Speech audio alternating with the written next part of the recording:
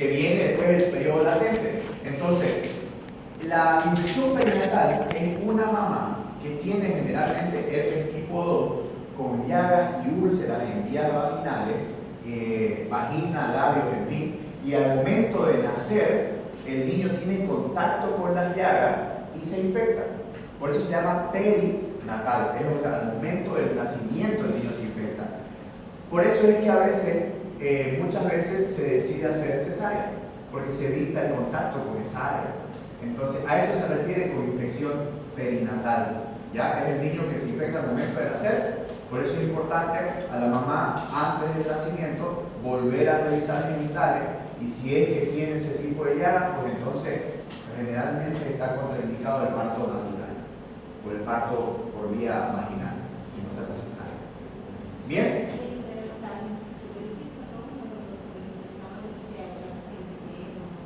Mire, realmente, buena pregunta. ¿Cómo podemos nosotros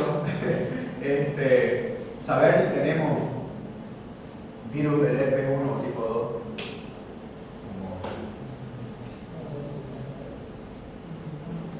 Yo creo que sería principalmente con las clínicas, y ya sería muy atípico, supongo que puede ser. Generalmente se manda inmunoglobulina, IgM, IgG, para herpes, así se pone. IgM, IgG, inmunoglobulina, IgM, IgG para herpes. ¿Por qué no se hace? Porque es un estudio caro. ¿Ya? Generalmente, por lo menos nosotros lo mandamos a Ceneclop. Y sobre todo cuando hay pacientes con infecciones inmunológicas posteriores, lo pedimos porque es un detonante la infección viral. Entonces pedimos IgM, IgG, herpes tipo 1, tipo 2, y sale eso si obviamente tiene, ¿no? Si tiene IgM, es infección reciente. Si tiene IgG, infección crónica, ¿no? Entonces, por eso es que no se hace por laboratorio, doctora. Casi siempre, como menciona el doctor Pablo, a través de clínica. ¿Ya? Y el dato es importante, como bien dice, no dura más de 1 o 2 semanas. Y es algo que la primera infección es muy importante porque duele mucho, molesta demasiado. Después ya no, después ya es como que, no es mi herpes, y listo, digamos. Y es verdad, así que hay muchachos jóvenes, señoras, en fin, que ya no es mi herpes, saben que 2 o 3 días se inflamó, le dolió un poquito, y después eso va a una vez ya está en la etapa de costra, porque las vesículas, primero te salen vesículas, luego eso revientan, sale una capa costrosa y después obviamente de escama. Cuando ya está en la etapa de costra ya es porque ya está prácticamente saliendo de la infección. ¿Ya? Bien. Siga, doctora, ¿cuál es su nombre? Yusara.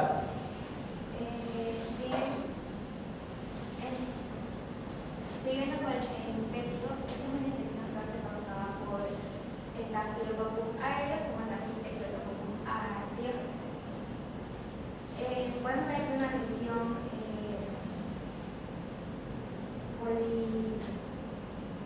de color mielosa que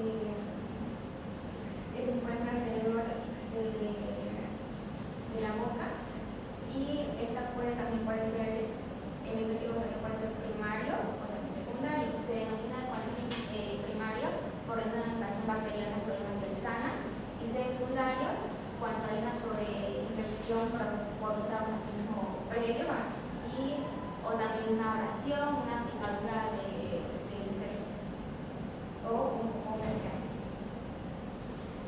Se va a manifestar. Tenemos varios tipos de plaquis. Tenemos el ampoloso, que podemos ver aquí una imagen eritematosa con ampola, lesiones múltiples.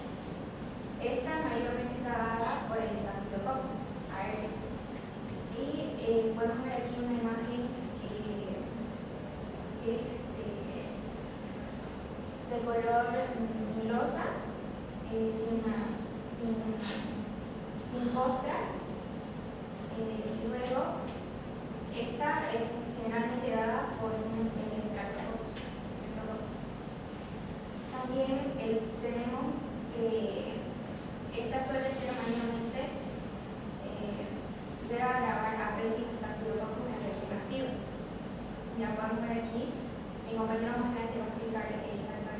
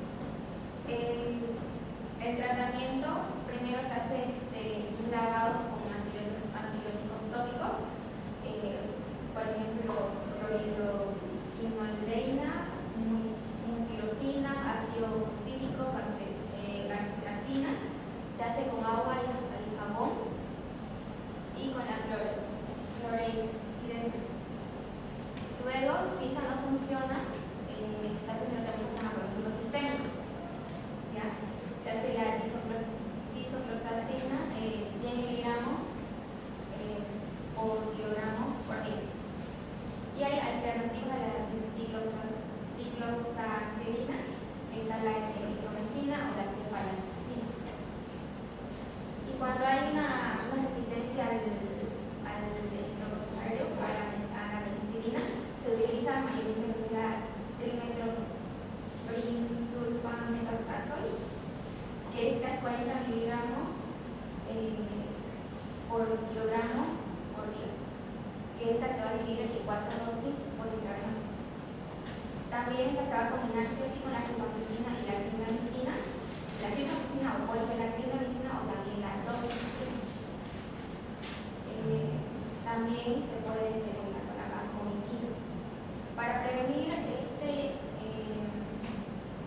cualquier agravamiento del colectivo de esta infección, tiene que ser buena acceso al paciente, también como también a sus familiares. Además, cortar la uña, no intercambiar con pacientes objetos personales ni ropa ni calzado. Esta puede llegar a unas complicaciones como glomerulonefritis postexposicas, que esta va a ser anunciada alrededor de 2 semanas posterior a la infección con estreptococcus hemolítico del tipo A. En el cuadro clínico vamos a ver lo que es edema, hipertensión, fiebre y hematuria. Luego también tenemos otra complicación, que es la fiebre reumática.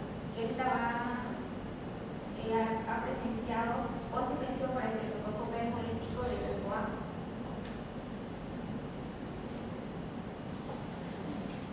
Bien, póngala desde el principio, por favor. Creo que ahí es donde mejor se ve. Dice que las lesiones son características de color mielosa. ¿Saben de dónde viene ese término? De la miel. Cuando los niños comen, se pringan la boca, se ven ese colorcito así medio café, medio amarillito, que parece miel seca, ¿cierto? De ahí viene el término. Entonces, cuando ustedes vean esa, puede ampliarla así como hizo también en otra diapositiva. Ahora sí se ve mejor. ¿Ven cómo se ve así, como si evidentemente fuera una miel? Siempre que ustedes vean pus, piensen en bacterias. Un herpes con pus es un herpes sobreinfectado. ¿Entienden? Entonces, siempre que ustedes vean pus y cabalmente esas lesiones, es mielosa porque la secreción se ha secado y da esas características. Entonces, de ahí que la identificación, ya ustedes saben que ese paciente necesita antibiótico, ¿no? Ahora, generalmente, todo lo que es doxiciclina, eritromicina, va muy bien para piel. Cuando ustedes piensen el sulfamethoxazol más trimetoprim es cotrimoxazol, ¿ya? Pueden usar cotrimoxazol en vez de hacer las dos palabras esa media complicada. Entonces, dato importante de eso es que esas lesiones sí necesitan tratamiento, porque se pueden complicar. Y las complicaciones muy comunes, sobre todo en los niños, es la glomerulonefritis, que es algo grave. Incluso puede llegar hasta la falla renal y la muerte del niño. Y viene por una lesioncita de piel. O sea, se dan cuenta de lo importante es saber cuándo usar antibióticos y no simplemente, por ejemplo, cremitas tópicas, porque ahí sí ya tiene indicación de tratamiento vía oral. Entonces, ¿qué tratamiento vamos a usar?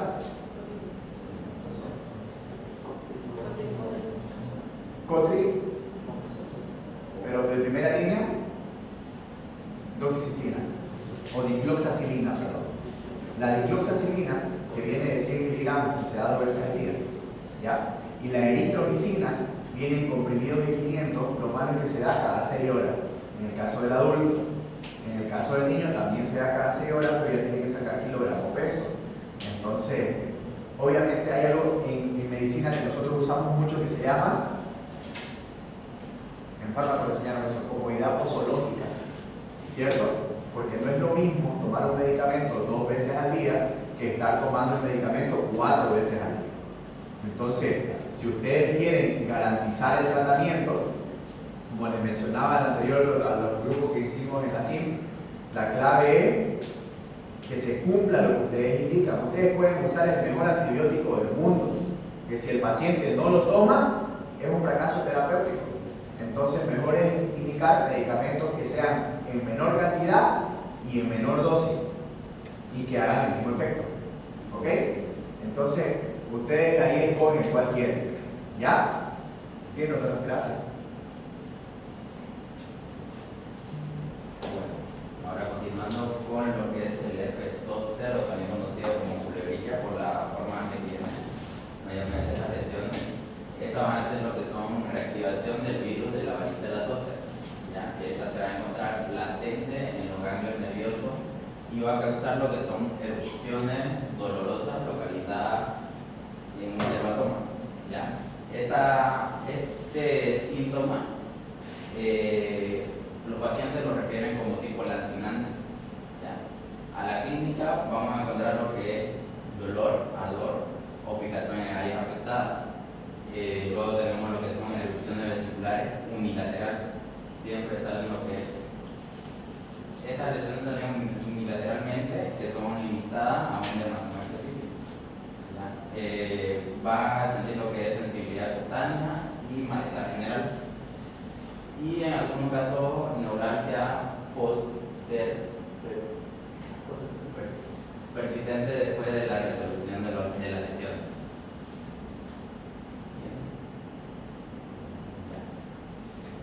En el herpes zóster tenemos, bueno, a lo que leí, dos que eran muy importantes, lo que es el herpes zóster geniculado y el herpes zóster oftálmico.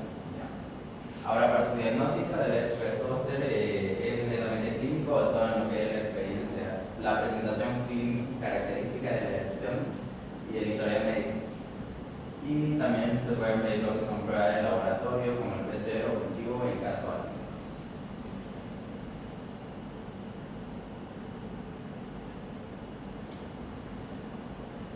¿Bien? y el tratamiento. ¿Y el tratamiento? Bueno, el tratamiento se trata con antivirales como es el aciclovir, el varaciclovir o famciclovir, junto con anestésico para el manejo del dolor, ya que el paciente presenta lo que son un tipo de dolor tipo lancinante. Y acá podemos ver cómo es, se presentan diferentes sitios, se lo conoce como dermatoma torácico. Y el otro podría ser como dermatoma lumbar. Bien, déjenme ir para adelante. Vos sos borde curioso, ¿no? ¿No? Sí. Ya. Voy a estar.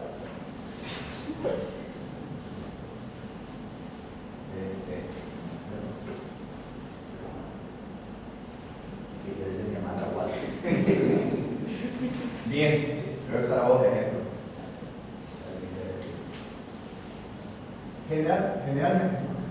Generalmente, la mayoría de las veces, el herpes zóster toma dermatomas. ¿Saben qué son los dermatomas? ¿No?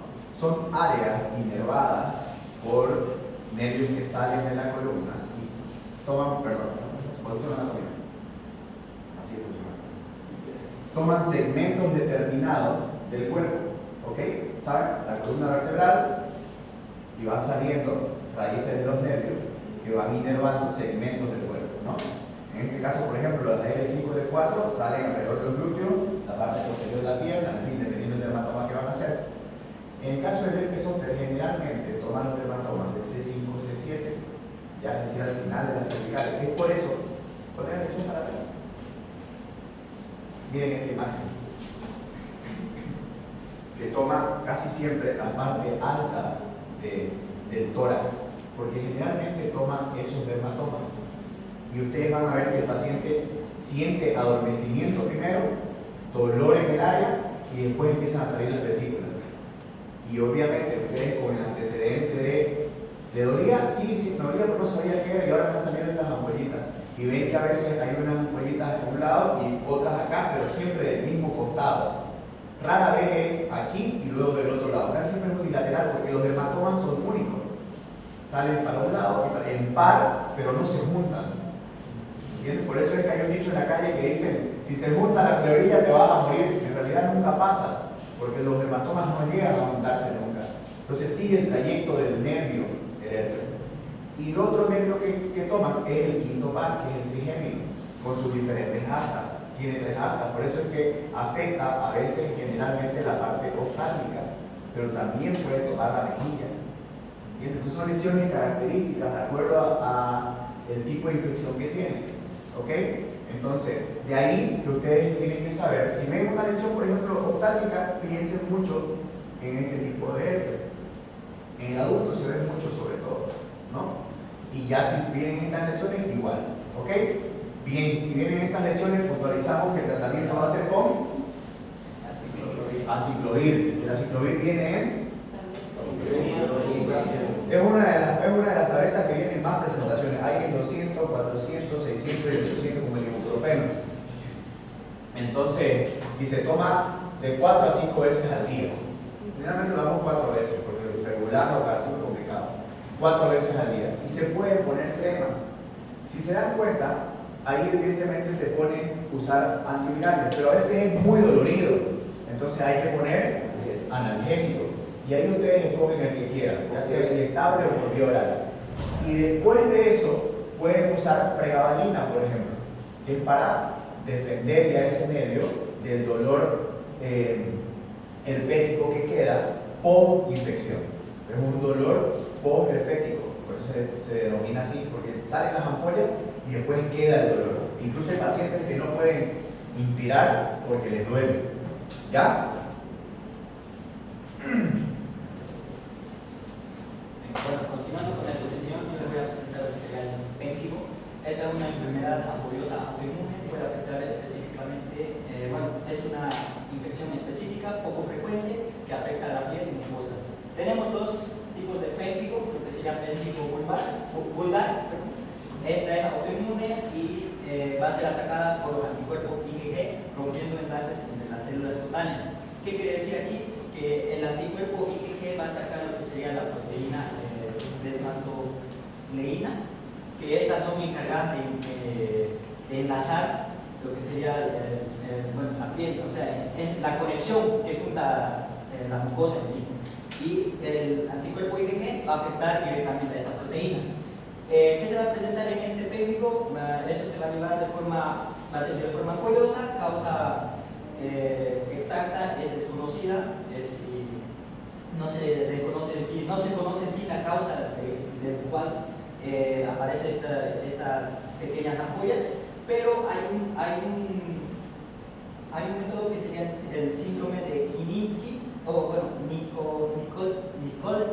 Nikolsky, que esto es frotar cerca de la ampolla, se hace este procedimiento y se va de forma descarada, sino que se va a descargar la piel cerca de esta misma, y esto va a dar un síndrome de Kininsky presente, o sea que se va a hacer un síndrome de Kininsky positivo.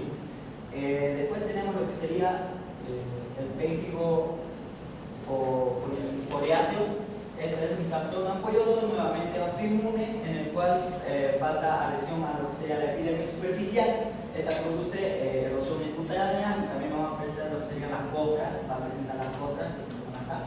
¿Y qué va a llevar esto? Son ampollas de estructura de un diámetro de 10 milímetros, lesiones superficiales, costrosas, como les dije anteriormente. Esto de acá, estas son las lesiones costrosas. Un diagnóstico se diferencia mayormente, se va a realizar mediante una biopsia. Para tener un diagnóstico preciso, se va a realizar una biopsia de estas lesiones de acá. ¿Y con qué? Con una inmunofluorescencia directa, y va a mostrar las lesiones van a mostrar lo que serían eritemas bien delimitadas, dispersas, costrosas, aquí serían costrosas de pénquigo polináceo. En lo que sería el tratamiento tenemos lo que sería el corticoide esteroide sistémico, que sería la prednisona. Esta mayormente se va a utilizar en casos leves, se va a utilizar una dosis de 0,5 a 1 miligramo por kilo peso. Y en casos ya más elevados, en casos graves, se va a utilizar de 60 a 100 miligramos por día. Estos son de vía oral. Y para tratar de nivelar lo que serían los efectos de los corticoides, ya que es un efecto, tiene un efecto adverso agresivo, se le va a equilibrar con lo que sería una adición de inmunosupresores no corticosteroideos. ¿Esta qué va a causar? Va a hacer una reducción de la dosis de corticoides.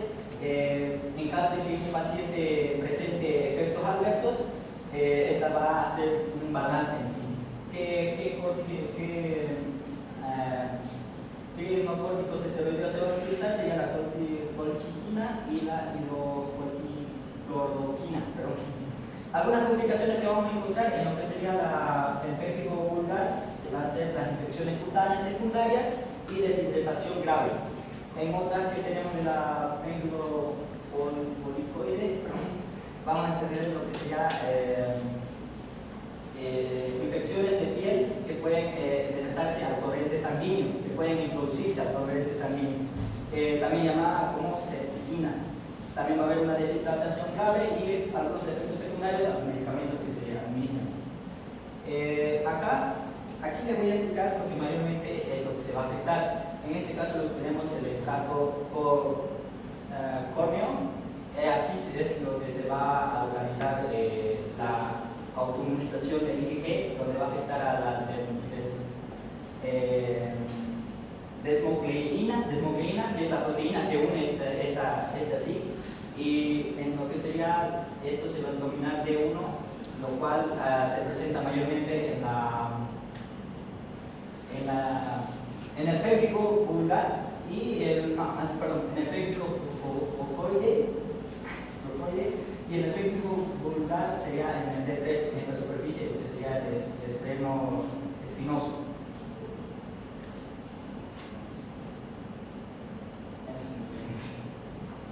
¿Cuál es su nombre, doctor? Tocayo. ¿Poder con H también o sin H? ¿Con H? Bueno, el mío es sin H.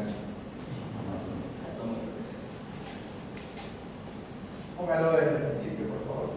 O sea, desde ahí. Bien. Existen tres manifestaciones: el vulgar, el ampolloso y el foliáceo. El vulgar, generalmente, a diferencia del ampolloso, porque toma también la mucosa, o sea, sucede también dentro de la boca. Esa es una gran diferencia entre el ampolloso y el vulgar. El ampolloso generalmente empieza en tórax y de ahí se disemina. Y el vulgar sucede lo mismo, pero ustedes le piden al paciente que abra la boca y tiene las llagas y las ampollas también en la boca. Es muy raro verlo. ¿Dónde lo van a ver? En pacientes mayores de 60 años generalmente, pacientes adultos, arriba de 40 años. Entonces,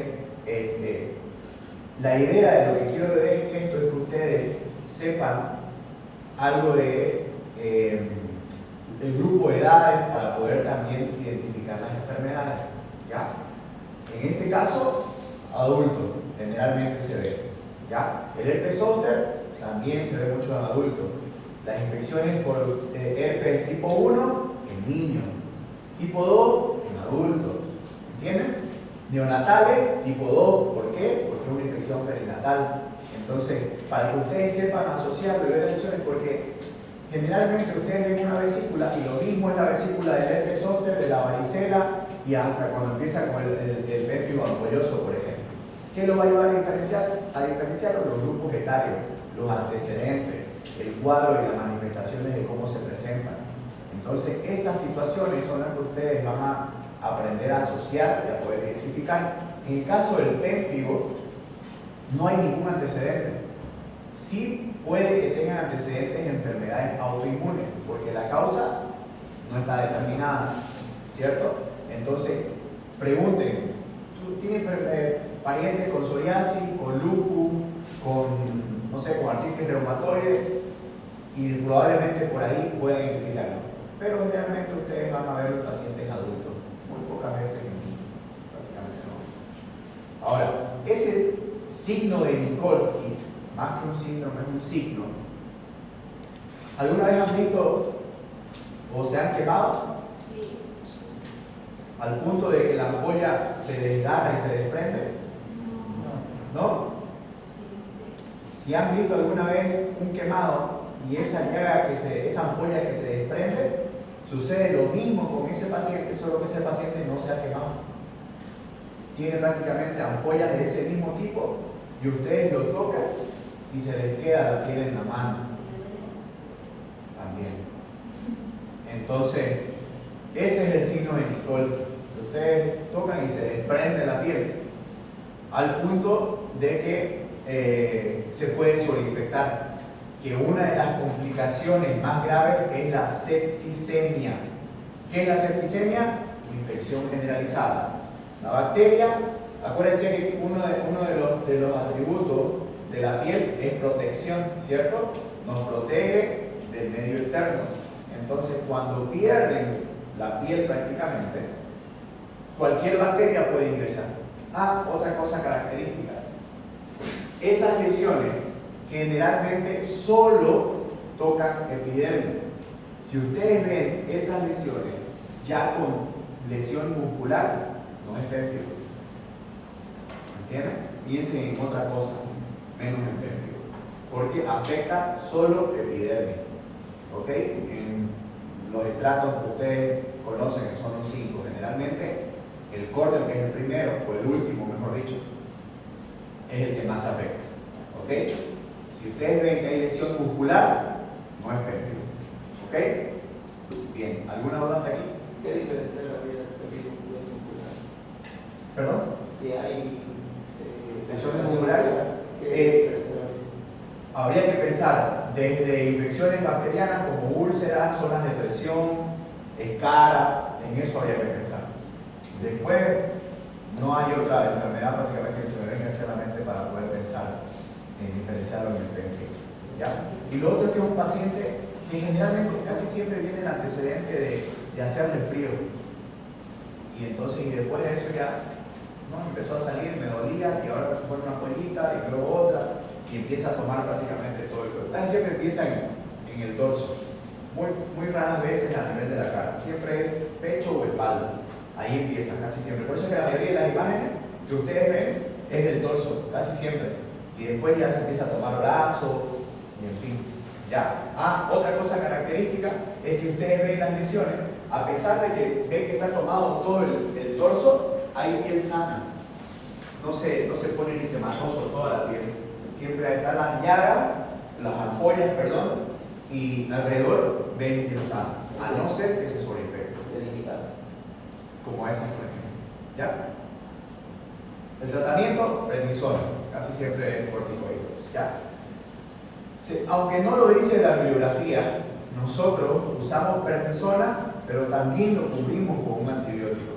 ¿Por qué? Porque lo que estamos haciendo es bajar su respuesta inmunológica y eso disminuye las defensas, entonces hay que cubrirlo con antibiótico. ¿Ya? Casi siempre tratamiento general. ¿Cuál es su nombre? ¿O el tu apellido?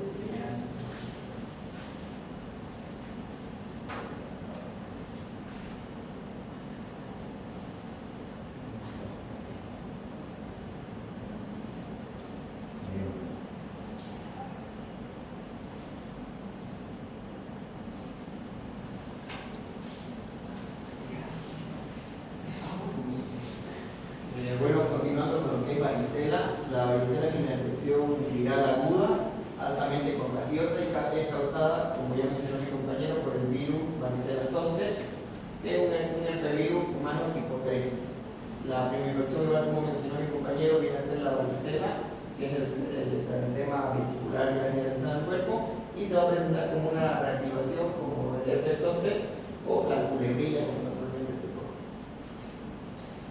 ¿Cómo se presenta? Se puede presentar con fiebre y una erupción característica vesicular pruriginosa.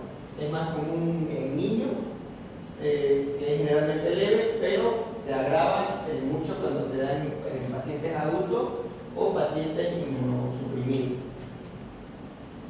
¿Qué manifestaciones clínicas vamos a tener? Primeramente es el exantema característico, que es de inicio súbito, Comienza en la cara, cuello, en la cara, cuero cabelludo y el tronco, y luego se empieza a diseminar en las extremidades. Estas lesiones tienen unos estadios que van en estado evolutivo. Primero empiezan con unas máculas, luego pasan a ser pápula, luego a hacer la típica clínica característica de la vesícula, que se le conoce como gota de rocío sobre pétalo de rosa, que lo puse ahí en la esquina para que lo vean. Es como el agua cuando cae en la hoja, se ven así las vesículas, bien marcadas. Hay un prurito intenso y el recuento típico de lesiones de 200 a 500 lesiones en absolutamente todo el cuerpo. Otra característica, en algunas ocasiones llega también a haber mucosa oral, conjuntival y genital. En niños sanos suele prolificarse de 5 a 10 días y la fiebre puede haber picos febriles de 3 a 5 días. El periodo de incubación es de 10 a 21 días y una media de 14 días. Esto es importante saberlo para saber si se tuvo una posexposición al herpes, al herpesvirus tipo 3. Y pródromos en adolescentes y adultos, puede haber fiebre, malestar general, en algunos casos anorexia, cefalea, dolor de garganta. ¿Qué posible complicación puede tener esto? La que igual ya se han ido mencionando, que si se llega a reventar la vesícula, es una vía de entrada para alguna infección y puede haber una subinfección bacteriana de las mismas lesiones, por estafilococo aureus o por estafilococo biónico. El diagnóstico es clínico, es el más frecuente y suficiente, por eso lo puse ahí, porque basta con saber si tuvo exposición y ver las típicas lesiones que tiene, basta con saber que el diagnóstico puede ser clínico. Como les decía, la historia de exposición reciente con un contacto de 10 a 21 días antes del por eso es importante saber el periodo de incubación. El exantema típico con las lesiones en los diferentes estadios que se puede ver. Hay prurito, más fiebre y la evolución rápida de la lesión. Si llega a ser atípico, que es en casos muy raros o en casos graves, se necesita una confirmación, se puede hacer un PCR de líquido vesicular y esto tiene alta sensibilidad. También se puede hacer una tinción de TESAC, que se presencia lo que son las células gigantes nucleadas, que son las que puse aquí. Y puede haber también serología, ¿no? IgM, que es cuando está la infección aguda, y la IgG cuando hay una inmunidad previa. También se puede hacer un cultivo viral, pero es más tardío y yo pienso que la varicela a esta altura es la clínica basta y sola. El tratamiento, como normalmente se da en niños, en casos leves en niños, se da simplemente antipiréticos para los picos febriles. Hay que evitar, sí, lo que es el ácido acetil salicílico, ya que esto puede llegar a generar el riesgo del síndrome de Reilly. Antihistamínicos orales o lociones calmantes como la calamina, que es el que comúnmente se conoce ahora como Canadril, y mantener como media preventiva para la sobreinfección, mantener las uñas cortadas, tener una buena higiene, así se evita la sobreinfección. La vacuna, una dosis, o sea, la prevención viene a ser con la vacuna de la varicela, una dosis de los 12 a 15 meses y la segunda dosis de los 4 a 6 años. Ahora, en caso que se dé la varicela en adultos, que se puede dar en adultos porque son inmunosuprimidos, pacientes con VIH, con corticoides, personas mayores, incluso en embarazadas igual se puede dar. El tratamiento ahí sí ya se comienza con aciclovir, se puede dar aciclovir de 800 cada 6 horas por 5 días. Y eso sería, también una medida preventiva es que, por decir, como les decía, es importante saber el periodo de incubación, ya que si uno sabe que tuvo una exposición al herpes, a las 72 horas de la posinfección se puede hacer colocar la vacuna y puede atenuar la enfermedad o bien no agravarla en adultos. Bien, doctor, ponga el tratamiento, por favor. Creo que en cuanto a las manifestaciones clínicas quedó claro, ¿no? Dato importante que decía el doctor, es una lesión, o van a haber, lesiones en el cuerpo en sus diferentes fases. Van a haber vesículas, otras ya con costra y otras con las vesículas recién reventadas. E incluso en otras va a haber el área de eritema. Si se dan cuenta, cuando él mencionó, es una de las lesiones donde ustedes van a ver todo. máculas, pápulas, vesículas y escamas, y por último la costra. Entonces, eso es lo característico de esta enfermedad, que ustedes lo van a ver, y lo otro es que es diseminado en todo el cuerpo. A diferencia, por ejemplo, del herpes zóster como tal, que sigue el trayecto de un medio, y lo otro es que se dan cuenta que él en ningún momento mencionó tratamiento con antibióticos, que es obvio porque es una infección viral. Sin embargo, hoy por hoy ustedes llevan a un niño con varicela a un centro de salud y ¿qué es lo primero que hacen? Penicilina. Vamos a la penicilina, ¡pam! Y encima con dexametasona, con corticoides.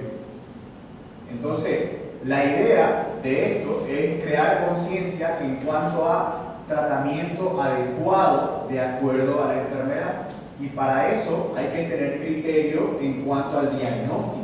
Entonces, si ustedes ven una varicela, es muy importante la orientación a la madre, porque casi siempre vienen los niños con varicela. Entonces, al punto de que le puede salir a nivel de la boca, el niño va a tener dificultad para alimentarse. Entonces, mamá, dele más líquido, dele jugo, hidrátelo, no lo obliga a comer si no quiere. Puede darle antipiréticos porque presenta mucha fiebre, mucho dolor.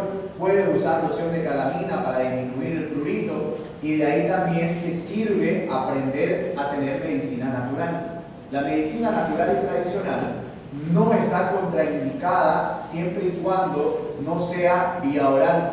A los niños no se le debe dar mucha fitoterapia porque es un riesgo de intoxicación en los niños.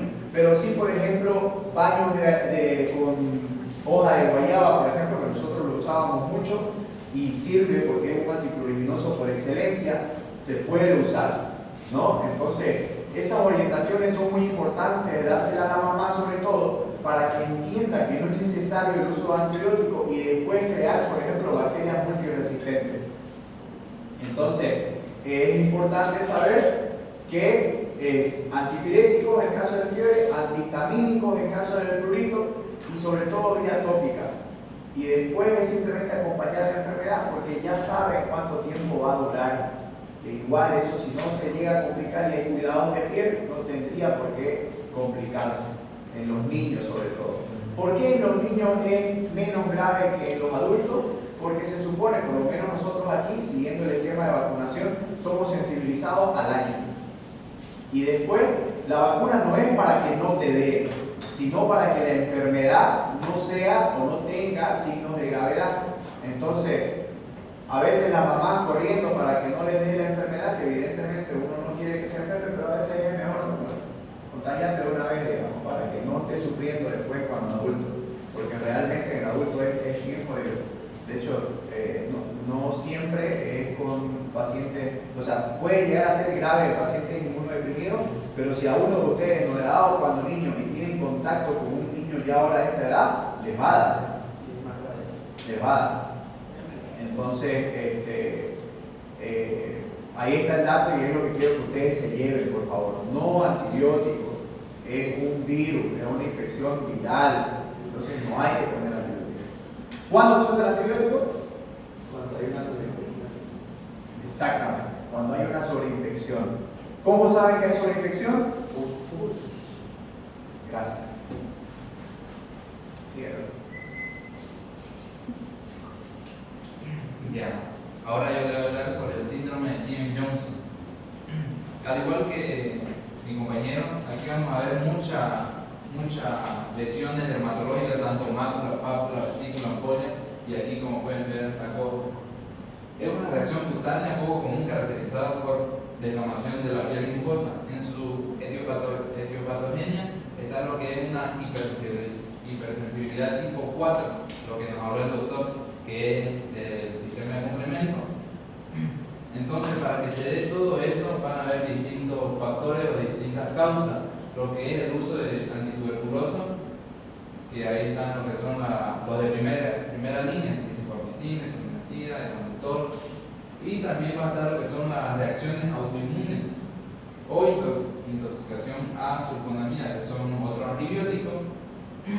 También la neumonía o VIH, pero la neumonía más que todo en niños, pero no es la neumonía típica, es una neumonía por el Mycoplasma pneumoniae, que es común en niños y que si no se llega a tratarlo van a progresar a un Steven Johnson.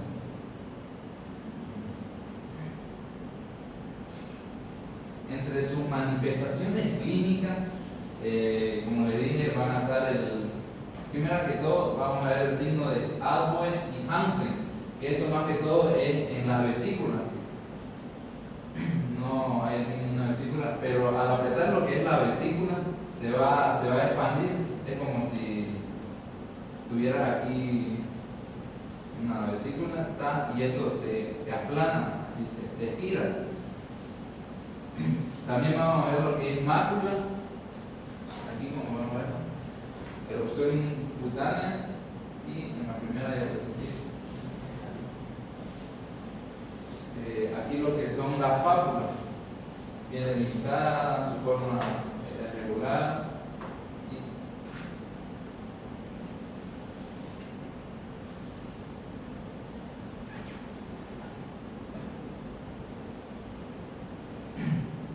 Entre sus complicaciones están lo que son la sepsis, el shock séptico, que esto ya es algo grave si no se llega a tratar a tiempo.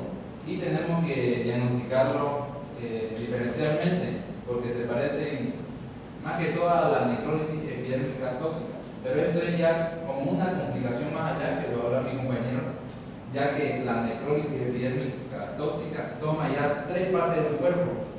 En cambio, el Steven Johnson es como menor gravedad, no todo el cuerpo.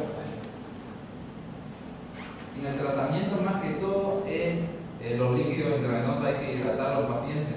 Y si tiene fiebre, lógico que va a tener, darle un antipirético.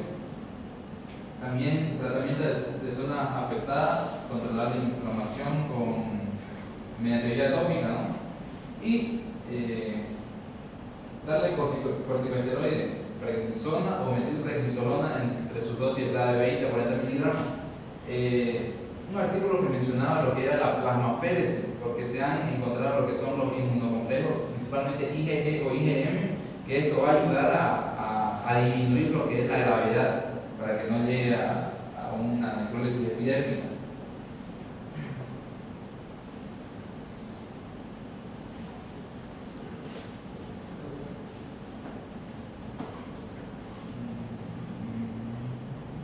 Sigan, porque prácticamente es lo mismo. Ahorita vamos a hablar de los 3. O sea, me refiero al mecanismo de cómo se trabaja con esas 3 enfermedades, es casi parecido. Entonces, vamos a continuar con el síndrome de piel, que en este caso es una reacción, va a ser el concepto es que es una reacción de la piel poco común. En este caso dice que pone vida de riesgo la vida del paciente, va a ser producirse con un medicamento. Normalmente puede ser, en este caso los medicamentos, los anticonvulsivos, también pueden ser antibióticos, y también AINES. Los AINES mayormente son los que utilizan para la gota, que son lo que va a provocar la etiología para que haya lesiones de esta piel. En este caso dice que va a haber una formación grave del síndrome de Steven Johnson también, que es lo que mencionaba mi compañero, donde vamos a tener un dolor cutáneo generalizado, porque aparte de eso vamos a tener las erupciones que se van a extender al más del 30% del cuerpo, lo que también se va a poder observar que es como un eritema difuso. Vamos a tener ampollas grandes también en áreas de piel descamadas. Esto de las partes descamadas es algo importante porque ya como mencionaron mis compañeros, vamos a ver de nuevo el signo de Nikolsky, que menciona que a un leve roce va a haber una descamación de la piel, lo cual va a ser positivo. Igual que las llagas hinchadas, costras de las membranas, esto igual de las mucosas, que va a estar afectada la parte de la boca. Las mucosas van a provocar úlceras en sus complicaciones. Y también vamos a tener los ojos y los genitales. En los genitales vamos a tener lesiones, pero nosotros vamos a tener un daño ocular que sería una conjuntivitis muy grave. En el caso del diagnóstico que se va a hacer es un análisis histológico temprano. Claro, si antes de una biopsia cutánea que se le va a realizar al paciente, esto para poder analizar más a profundidad la piel y poder ver las lesiones, porque en este caso las ampollas van a ser tan débiles que también se lo va a tomar al paciente en riesgo de vida, se lo tiene que llevar a la parte de la unidad de quemados, porque pierde mucho balance. Al igual que tenemos que tomar en cuenta los estudios de imagen para realizarlo, y escorte, que es muy utilizado en la parte del síndrome de Leigh, que nos va a ayudar a ver puntaje, que según el puntaje es cuánta gravedad va a tener el paciente. Por ejemplo, tenemos que tener en cuenta que sea de una edad mayor a 40 años, que tenga una frecuencia cardíaca arriba de 220 latidos por minuto, que tenga un cáncer neoplásico, una hematología maligna, que tenga una superficie corporal afectada mayor al 10% durante el primer día, un boom sérico de mayor a 20 miligramos por decilitro de carbonato sérico, y también arriba de los 252 miligramos por decilitro. Todo esto va a ayudar a ver en qué gravedad está el paciente según este score, y con esto vamos a poder tener también un mejor diagnóstico y poder ver en qué gravedad está.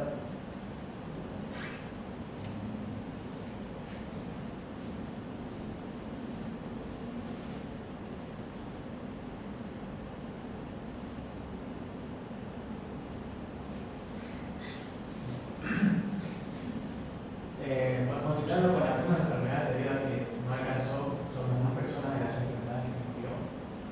Voy a continuar con el tratamiento. Se tiene que hacer una revitalización de la piel afectada, ya que la persona está expuesta a hacer. Se hace revitalización con semi-injerto o con injerto, que es básicamente trasplante de piel de una persona diferente o de una especie diferente. Se hace reanimación con líquido porque la persona está perdiendo líquido constantemente, y es por eso que en el manejo del paciente se le lleva a una unidad de quemado, porque se trata básicamente como una persona que está perdiendo electrolitos, o sea, como líquido.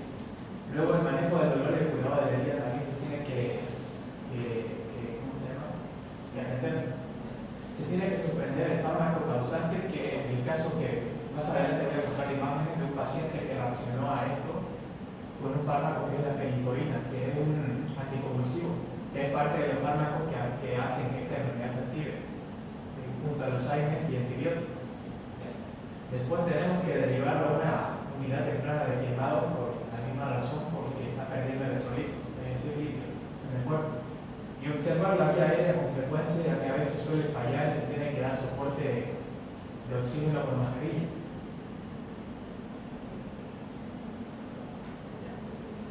Aquí en las imágenes saqué estas imágenes son el mismo paciente de una revista chilena, un artículo científico de una revista chilena de dermatología. Este paciente que es el que vimos hace rato, perdón, este es un paciente que les mencionaba que tomó fenitoína y reaccionó de esta forma. El paciente entró en las primeras 72 horas con la mucosa vocal ya afectada, y dentro de la primera semana el paciente ya estaba con casi todo el cuerpo, casi toda la espalda descamada. Después, en este otro paciente, que es un paciente de la Ciudad de México, de una unidad de hematología, entró con esta lesión, entró con el eritema difuso en la espalda el primer día y fue explorando, pero no falleció debido a que lo fueron tratando junto a otros pacientes para hacer un estudio para ver qué fármaco funcionaba mejor, porque no hay un tratamiento farmacológico establecido para esta enfermedad debido a que la enfermedad es muy rara y no se puede hacer un estudio profesional. Así que en Ciudad de México hicieron un estudio con 6 pacientes diferentes y este paciente fue uno de ellos. Ninguno de los 6 pacientes falleció, pero aún así quedaron expulsados y lo fueron curando poco a poco. Bien.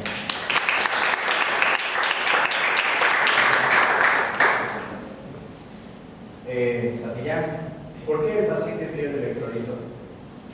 Porque no tiene la piel, porque va perdiendo la piel. ¿Dónde están los Johnson? Los Johnson van a hacer ustedes. Más que nada por el tema de las ampollas, que son tan delicadas, que tienen ahí constantemente líquido el paciente, porque este paciente se ve que en este día no estaba perdiendo tanto líquido, pero ya aquí se puede ver que es como si estuviera quemado, por eso lo mandan a la unidad de quemados también. ¿Algo que aportar? Exacto, al tener tanto vesícula o ampolla generalizada, tanto en la cara, el tronco y miembros inferiores, pierde demasiado el electrolito y por eso se lo trata Sí, como... como decía Santillán, va perdiendo piel, la cual en su interior, la ampolla está hecha de líquido con proteína. Por eso es que es medio turbio, y no es porque esté infectado, sino porque el líquido que tiene la ampolla es proteína.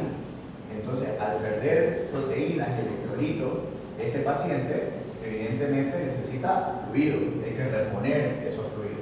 Imagínense llenarse todo el cuerpo de ampolla que en su interior tenga proteínas, electrolitos, líquido y que no lo tendrás que hidratar. Entonces, es una de las maneras de perder líquido, aparte de diarrea, vómitos, etc. Ahora, una pregunta muy importante. Yo como paciente epiléptico, es la primera vez que convulsiono, llego al servicio de emergencia, nunca se hace prueba por si acaso para la fenitoína. Nunca. Bueno, por lo menos por protocolo no lo conocemos. Me colocaron fenitoína en una primera oportunidad y empecé con un eritema. ¿Puedo llegar a ser Steven Johnson o un síndrome de Guillain?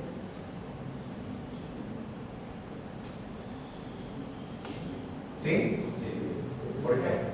Tendríamos que evaluar más la clínica del paciente, porque eso dice que tiene un parámetro de 72 horas en base de evolución. No, eso se refiere a cómo llegó el paciente después del contacto con la fenitoína a las 72 horas. No que a las 72 horas presente el síntoma, no sé si me explico. A lo que quiero llegar es algo que dijo Diego que es muy importante, que no es lo mismo una dermatitis alérgica, que es lo que presenta eritema, ¿recuerdan? Que es hipersensibilidad tipo 1, que es agudo, porque es un primer contacto y empezaste la manifestación clínica. El Steven Johnson y el síndrome de la necrosis es hipersensibilidad tipo 4, que es retardada. Es decir, tiene que haber más de una vez en contacto con el medicamento para poder hacer un síndrome de Johnson. Es de hecho una de las maneras de poder descartar un Johnson de una dermatitis alérgica. Los pacientes tuberculosos, ¿por qué hacen Johnson? Porque estamos hablando de que es un paciente a dosis 20, dosis 30, ¿me entienden? No sé, dosis 40 y hacen el Steven Johnson. Pero muy pocas veces, de hecho, no es un Steven Johnson si es la primera vez que el paciente toma la medicación. Y entonces es de hecho una manera de que ustedes lo puedan descartar. No, si es una dermatitis alérgica, por ejemplo, y al medicamento, entonces ponen el corticoide ese rato, se quita el rash y bueno, se ve si es una reacción alérgica al medicamento simplemente. Pero no un Steven Johnson porque tiene que haber contacto repetitivo varias veces para poder hacer un Steven Johnson, porque es una enfermedad con hipersensibilidad tipo 4. Se hace, tiene que hacer memoria el cuerpo primero para poder hacer la enfermedad. Es por eso que la plasmaféresis sirve, porque se lava el plasma, se quitan esos linfocitos, se quitan las inmunoglobulinas y la respuesta inmunológica es mejor. No es que se le mete inmunoglobulina, sino que se le quita en el plasma. Por eso es como una hemodiálisis, pero del plasma. ¿Ok? Entonces, eso es para que ustedes se queden con eso. Y evidentemente, el tratamiento corticoide, hidratación, en fin, todo lo demás ya es tratamiento hospitalario. Pero siempre hay que indagar el hecho de que el paciente, por ejemplo, este paciente que estaba con uso de probablemente tomaba fenitoína antes, no sé si lo vieron el dato ahí, probablemente él venía tomando fenitoína desde tiempo y ya empezó con las manifestaciones después del tiempo. Pero es muy, o sea, piensen en otra cosa o en una dermatitis alérgica cuando es el primer contacto. O sea, es alérgico al medicamento, que no se lo pongan más, literalmente. ¿Entienden? ¿Alguna duda? Creo que quedó claro, ¿no? Muy bien, chicos.